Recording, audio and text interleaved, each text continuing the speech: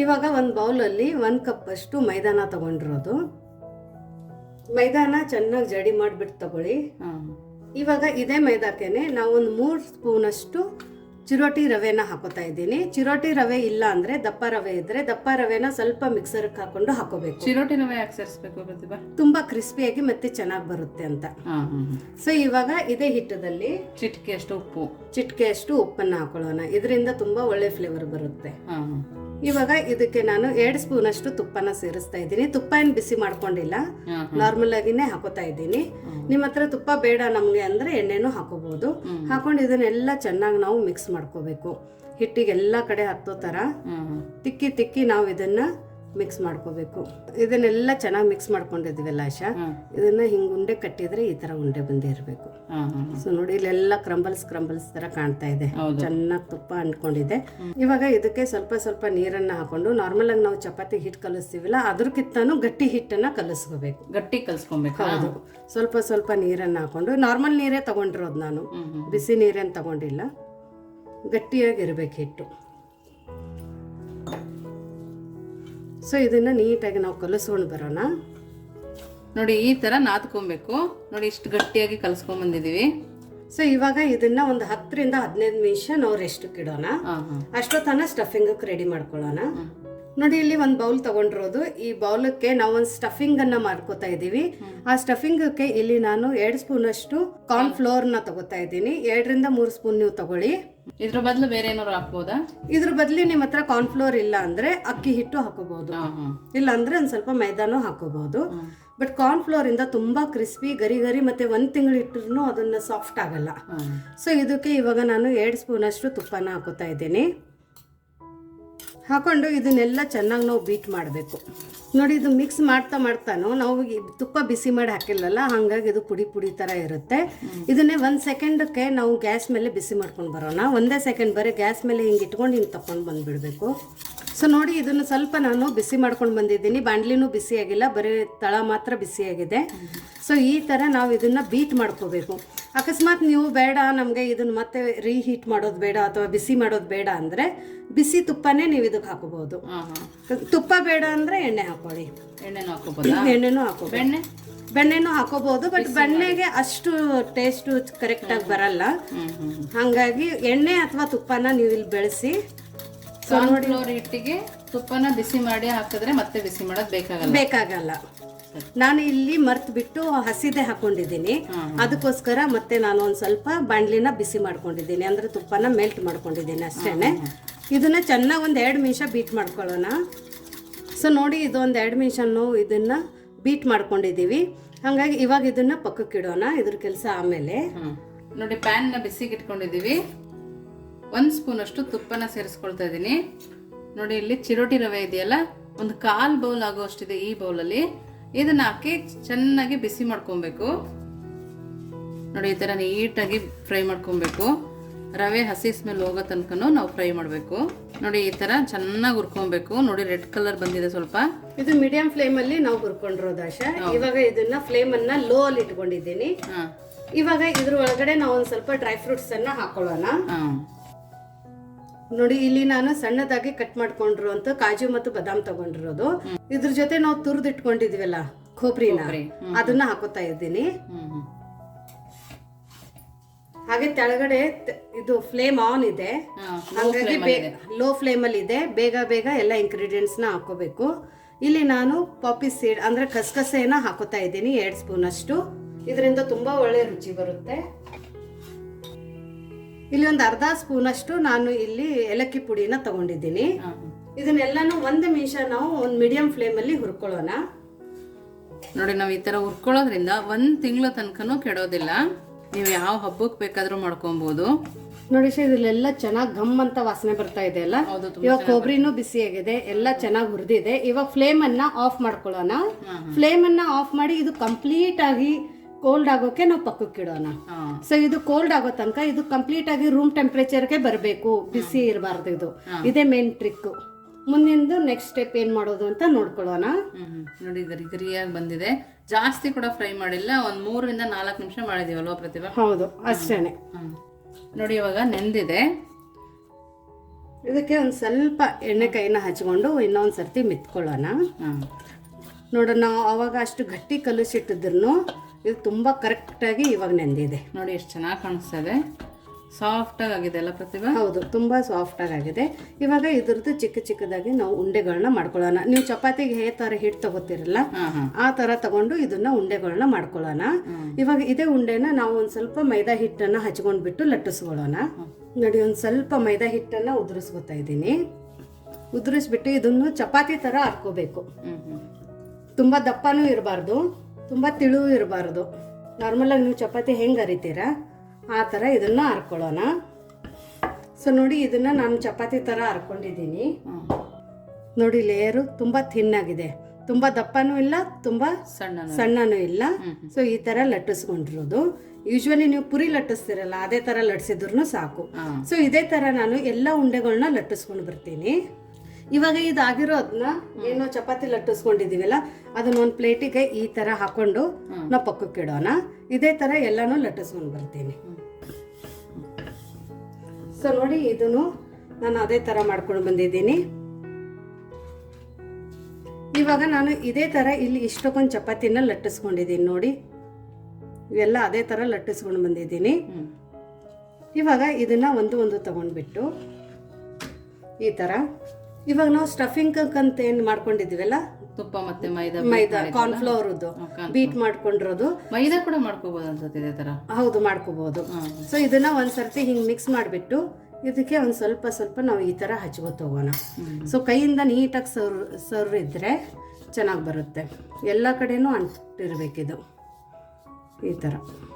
So ನೋಡಿ, ಇದನ್ನ ಈ ಥರ ಹಾಕೊಂಡ ನಂತರ ಇದ್ರ ಮೇಲೆ ಒಂದು ಸ್ವಲ್ಪ ಮೈದಾ ಹಿಟ್ಟನ್ನು ಉದುರಿಸ್ಕೊಳ್ಳೋಣ. ಆಮೇಲೆ ಇದ್ರ ಮೇಲೆ ಇನ್ನೊಂದು ಚಪಾತಿನ ನಾವು ಇದೇ ಥರ ಇಟ್ಕೊಳ್ಳೋಣ ನೀಟಾಗಿ. ಮತ್ತೆ ಇದಕ್ಕೆ ನಾವು ಇದನ್ನ ಹಚ್ಕೊಳ್ಳೋಣ. ಸೊ ಎಲ್ಲದನ್ನು ನಾವು ಚಪಾತಿ ಎಷ್ಟು ನಾವು ಮಾಡ್ಕೊಂಡಿದ್ದೀವಿ ಅದೆಲ್ಲ ಮುಗಿಯೋ ತನಕನೂ ನಾವು ಇದೇ ಥರ ಹಚ್ಕೊಂಡು ಬರಬೇಕು. ಸೊ ಇವಾಗ ಇದು ಲಾಸ್ಟ್ ಲೇಯರ್ ಇದೆ, ಬಟ್ ಲಾಸ್ಟ್ ಲೇಯರಿಗೂ ನಾವು ಹಚ್ಕೋಬೇಕು. ಸೊ ಈ ಥರ ಉಳಿದಿರೋದೆಲ್ಲನೂ ಹಚ್ಕೊಂಡ್ಬಿಡಿ, ಯಾಕಂದರೆ ಇವಾಗ ಇನ್ನೊಂದು ಚಪಾತಿ ಇಲ್ಲ. ಸೊ ಹಾಗಾಗಿ ಅದು ವೇಸ್ಟ್ ಆಗುತ್ತೆ. ಹಾಗಾಗಿ ಉಳಿದಿರೋದೆಲ್ಲನೂ ನಾವು ಇದಕ್ಕೆ ಹಚ್ಕೊಂಡು ಬಿಡೋಣ. ನೀಟಾಗಿ ಎಡ್ಜಸ್ಸಕ್ಕೆಲ್ಲ ಕಡೆ ಹಚ್ಕೋಬೇಕು. ಇದರಿಂದ ಲೇಯರ್ ಆಗಿ ಬಂದು ತುಂಬ ಚೆನ್ನಾಗಿ ಮತ್ತು ಕ್ರಿಸ್ಪಿಯಾಗಿ ಬರುತ್ತೆ. ಇದ್ರ ಮೇಲೂ ಇವಾಗ ನಾವು ಮೈದಾ ಹಿಟ್ಟನ್ನು ಉದುರಿಸ್ಕೊಳ್ಳೋಣ. ಉದುರಿಸ್ಬಿಟ್ಟು ಇದಕ್ಕೆ ನಾವು ಸ್ವಲ್ಪ ಈ ಥರ ರೋಲನ್ನು ಮಾಡ್ಕೊಳ್ಳೋಣ. ಪ್ರೆಸ್ ಮಾಡಿ ರೋಲ್ ಮಾಡ್ಕೋಬೇಕಾ? ಹೌದು, ಸ್ವಲ್ಪ ಪ್ರೆಸ್ ಮಾಡ್ತಾ ರೋಲನ್ನು ಮಾಡ್ಕೊಳ್ಳೋಣ ಈ ಥರ.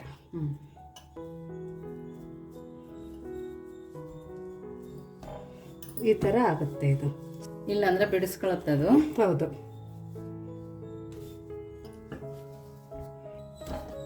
ಸೊ ನೋಡಿ, ಇದನ್ನು ನಾವು ಒಂದು ಸ್ವಲ್ಪ ಪ್ರೆಸ್ ಮಾಡ್ತಾ ಈ ಥರ ಉದ್ದ ಮಾಡ್ಕೊಂಡು ಬಂದಿರೋದು. ಇವಾಗ ಇದನ್ನು ಮಧ್ಯದಿಂದ ಹಿಂಗೆ ಕಟ್ ಮಾಡ್ಕೊಳ್ಳೋಣ. ಕಟ್ ಮಾಡಿಕೊಂಡು ನಿಮಗೆ ಯಾವ ಥರ ಬೇಕು ಮತ್ತು ಯಾವ ಸೈಜಲ್ಲಿ ನೀವು ಮಾಡ್ತೀರಾ ಅಷ್ಟಷ್ಟು ನಾವು ಇದನ್ನು ಕಟ್ ಮಾಡ್ಕೋಬೇಕು. ಸೊ ನೋಡಿ, ಈ ಥರ ಎಷ್ಟು ಚೆನ್ನಾಗಿ ಲೇಯರ್ ಇಲ್ಲೇ ಕಾಣ್ತಾ ಇದೆ ನೋಡಿ. ಹೌದು. ಸೊ ಇದೇ ಥರ ನಾವು ಎಲ್ಲನೂ ಕಟ್ ಮಾಡ್ಕೊಳ್ಳೋಣ ಈ ಥರ.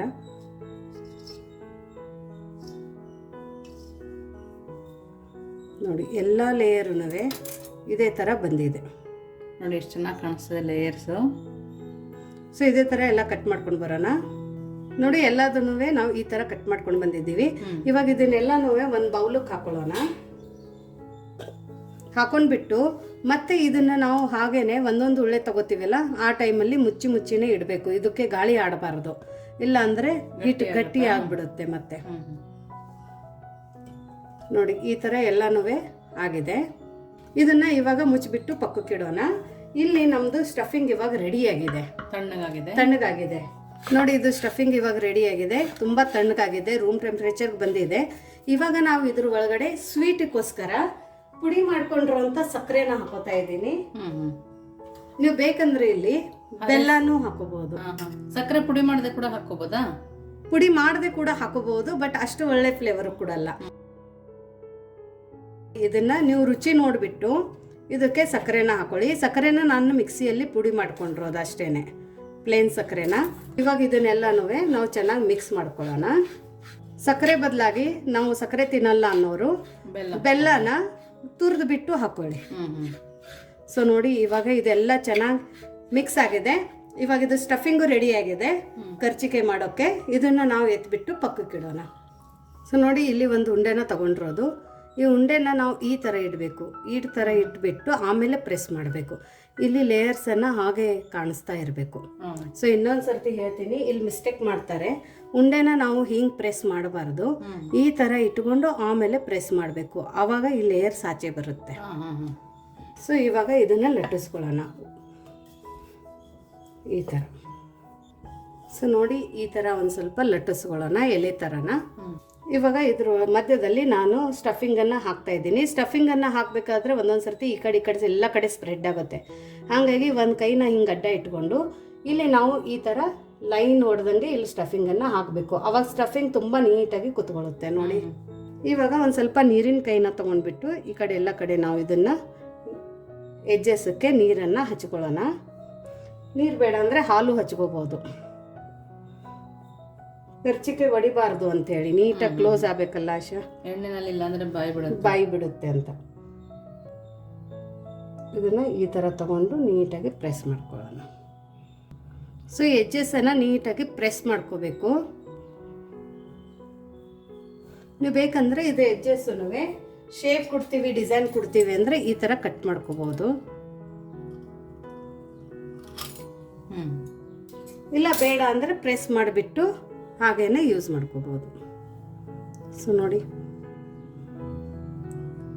ಎಷ್ಟು ಚೆನ್ನಾಗಿ ಕರ್ಚಿಕಾಯಿ ರೆಡಿಯಾಗಿದೆ.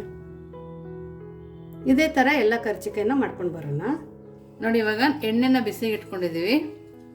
ಎಣ್ಣೆ ಚೆನ್ನಾಗಿ ಕಾಯಬೇಕು. ನೋಡಿ ಒಳಗಡೆ ಒಂದು ಸ್ವಲ್ಪ ಹಿಟ್ಟನ್ನು ಹಾಕಿ ನೋಡೋಣ.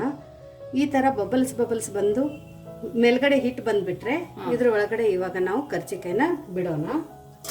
ಇದನ್ನು ತಕೊಂಡು ಬಿಡೋಣ. ಇವಾಗ ಲೋ ಫ್ಲೇಮ್ ಮಾಡಿಬಿಟ್ಟು ನಾವು ಮಾಡ್ಕೊಂಡಿರೋಂಥ ಕರ್ಚಿಕಾಯಿನ ಒಳಗಡೆ ಬಿಡೋಣ.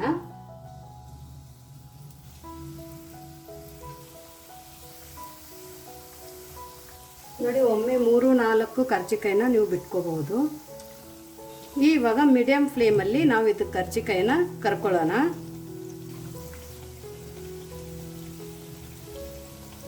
ನೋಡಿ ಇಲ್ಲೇ ಲೇಯರ್ಸ್ ಬಿಡ್ತಾ ಇದ್ದಾವೆ. ಇವಾಗ ಇಲ್ಲಿ ಮೇಲ್ಗಡೆ ಕಲರ್ ಚೇಂಜ್ ಆಗ್ತಾ ಇದೆಲ್ಲ, ಆ ಟೈಮಲ್ಲಿ ನಾವು ಇದನ್ನು ಟರ್ನ್ ಮಾಡ್ಕೊಳ್ಳೋಣ. ನೀಟಾಗಿ ಕೇರ್ಫುಲ್ಲಾಗಿ ಮಾಡ್ಕೊಳ್ಳಿ.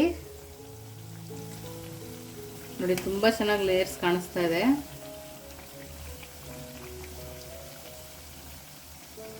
ಚೆನ್ನಾಗಿ ಒಂಥರ ಸ್ವೀಟ್ ಪಫ್ ತಿಂದಂಗೆ ಅನ್ಸುತ್ತೆ ಕರ್ಚಿಕಾಯಿ, ಅಷ್ಟು ಚೆನ್ನಾಗಿ ಬಂದಿದೆ ಇದು. ಇಲ್ಲಿ ನೋಡಿ ಇಲ್ಲೆಲ್ಲ ಲೇಯರ್ಸು. ಹೌದು ಕಾಣಿಸ್ತಾ ಇದೆ. ಇವಾಗ ಇದನ್ನೊಂದು ಸ್ವಲ್ಪ ಗೋಲ್ಡನ್ ಬ್ರೌನ್ ಆಗೋ ತನಕ ಮೀಡಿಯಂ ಫ್ಲೇಮಲ್ಲಿ ಕರ್ಕೊಳ್ಳೋಣ ಆಶಾ. ಇದಕ್ಕೆ ಹೈ ಫ್ಲೇಮ್ ಇಡಂಗಿಲ್ವಾ? ಇಲ್ಲ ಮೀಡಿಯಂ ಫ್ಲೇಮಲ್ಲಿನೇ ಕರ್ಕೋಬೇಕು. ಆವಾಗ ಕ್ರಿಸ್ಪಿಯಾಗಿ ಬರುತ್ತೆ. ಸುಮಾರು ದಿವಸ ಕ್ರಿಸ್ಪಿಯಾಗಿನೇ ಉಳ್ಕೊಳ್ಳುತ್ತೆ. ನೋಡಿ ಇವಾಗ ಇದು ಚೆನ್ನಾಗಿ ಗೋಲ್ಡನ್ ಬ್ರೌನಲ್ಲಿ ಕರ್ಕೊಂಡಿದ್ವಿಲ್ಲ, ಇದನ್ನ ಇವಾಗ ತಕ್ಕೊಳ್ಳೋಣ. ನೋಡಿ ಎಷ್ಟು ಚೆನ್ನಾಗಿ ಕಾಣಿಸ್ತಾ ಇದೆ.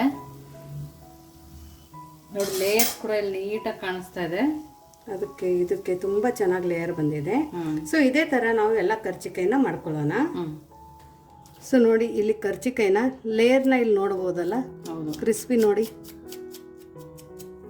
ತುಂಬ ಚೆನ್ನಾಗಿ ಬಂದಿದೆ. ಎಲ್ಲ ಕಡೆಯಿಂದ ಲೇಯರ್ ಬಂದಿದೆ. ಎಣ್ಣೆನೂ ಜಾಸ್ತಿ ಅಬ್ಸರ್ವ್ ಮಾಡ್ಕೊಂಡಿಲ್ಲ, ಅಷ್ಟು ಚೆನ್ನಾಗಿ ಬಂದಿದೆ. ಇವಾಗ ನೋಡಿ ಸೌಂಡು, ವಾವ್. ಒಳಗಡೆ ನೋಡಿ ಎಷ್ಟು ಚೆನ್ನಾಗಿ ಲೇಯರ್ ಬಂದಿದೆ ನೋಡಿ. ಒಳಗಡೆ ಹೂರ್ಣ ಕೂಡ ನೋಡಿ ತುಂಬಾನೇ ಚೆನ್ನಾಗಿದೆ. ತುಂಬಾ ಚೆನ್ನಾಗಿ ಚಿರೋಟಿ ತಿಂತೀವಲ್ಲ ಆ ತರ ಲೇಯರ್ ಇದೆ. ತಿಂದ್ಬಿಟ್ಟು ನೋಡೋಣ ಹೇಗಾಗಿದೆ ಅಂತ ಆಶಾ. ಒಳಗಡೆ ಸ್ಟಫಿಂಗು, ಲೇಯರು ಎಷ್ಟು ಕ್ರಿಸ್ಪಿ ಆಗಿದೆ ನೋಡು. ತುಂಬಾನೇ ಟೇಸ್ಟಿ ಆಗಿದೆ, ತುಂಬ ಚೆನ್ನಾಗಿದೆ ನೋಡಿ.